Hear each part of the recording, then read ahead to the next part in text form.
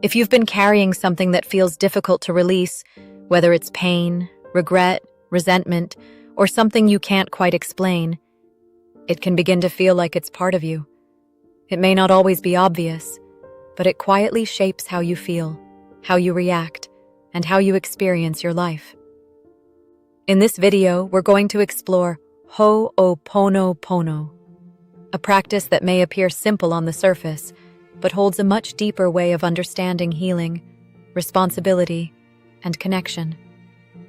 Hi, and welcome to my channel, where we gently explore spirituality, inner growth, reflection, and reconnecting with ourselves. Hooponopono is a traditional Hawaiian practice centered around healing, forgiveness, and restoring balance. Originally, it was a process guided by a healer to resolve conflicts between families and communities. It later became more widely known in the Western world through Dr. Ihaleakala Hulen. Dr. Hulen's approach was very different from what we might expect. While working in a psychiatric ward, he did not treat patients in the conventional way. Instead, he worked on himself, reviewing patient files and practicing hooponopono internally, taking responsibility for what he experienced within himself in relation to them. Over time, it was reported that the environment became calmer, and patients began to improve. Whether every detail is interpreted literally or symbolically, the deeper principle remains the same. Healing begins within, and what we shift internally can influence what we experience externally. At the heart of hooponopono is a perspective that can feel quite different at first. It suggests that what we experience is not entirely separate from us, that on some level, there is a shared field of consciousness, sometimes described as unity consciousness, where everything is interconnected. From this view, taking responsibility does not mean blaming yourself for what has happened. It means recognizing that if something is present in your awareness, there is an opportunity to heal the way it exists within you. This is why the practice can be done for yourself, for another person, or even for a situation. Because the focus is not on changing others, it is on clearing what is held within your own experience. Within shadow work, we begin to notice the parts of ourselves that we hid, especially emotions we couldn't process at the time.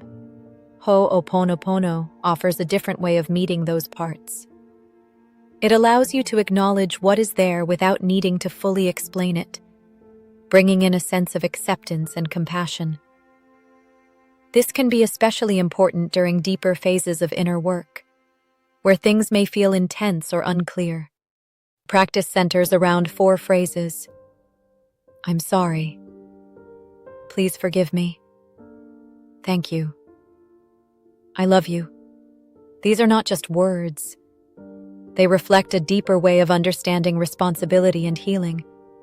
The phrases are often shared in a particular order, but they don't have to be rigid.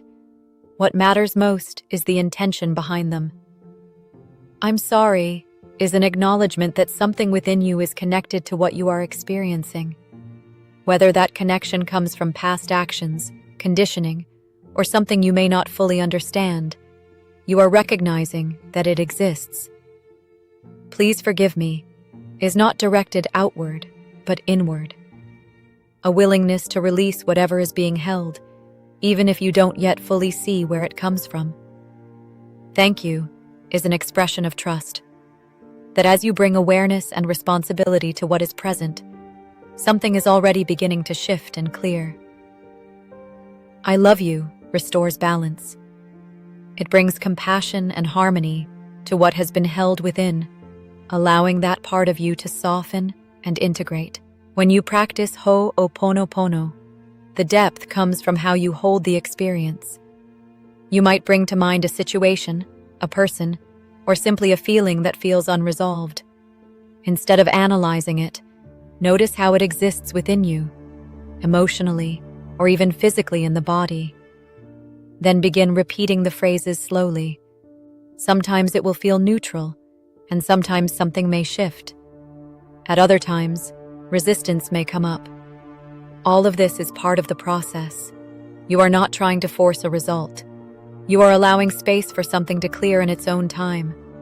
Hooponopono is often used for emotional healing, but it can also be applied to the physical body.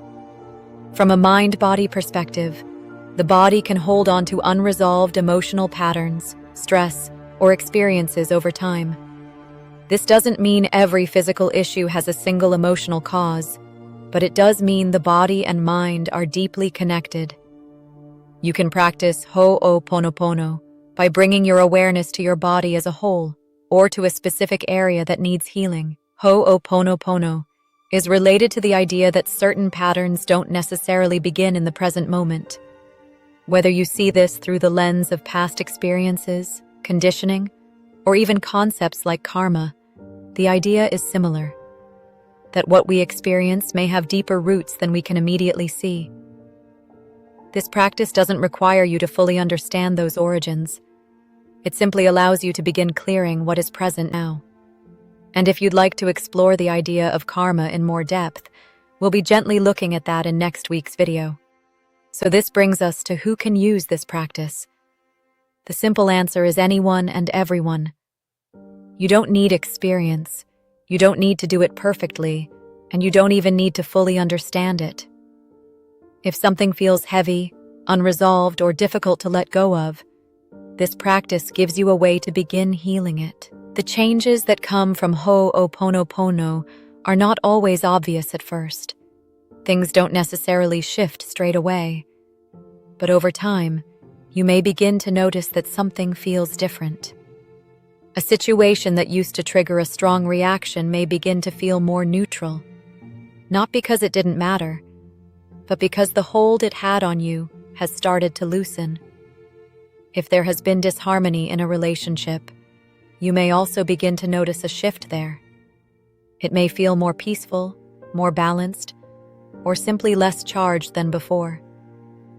You may also begin to feel a quiet sense of peace, where there was once tension, resistance, or emotional weight.